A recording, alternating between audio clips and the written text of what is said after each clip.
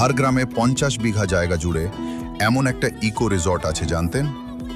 Jhargram explore করতে করতে এবার পৌঁছে গেলাম লক্ষ্মী সাগর ইকো হাটে।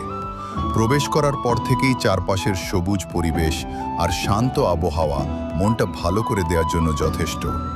এই বিশাল প্রপার্টিতে রয়েছে মোট 5 ধরনের রুম।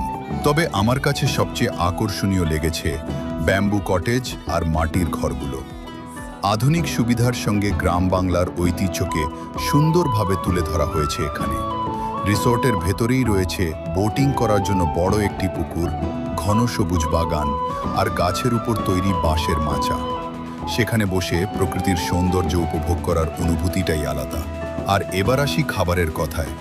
দুপুরে খেয়েছিলাম গরম গরম মাছ ভাত, আর রাতে ছিল চিকেন কষা ও রুটি। সবচেয়ে মজার বিষয় হলো এখানকার খাবার এখনো মাটির উনুনে কাঠের জালে রান্না করা হয়।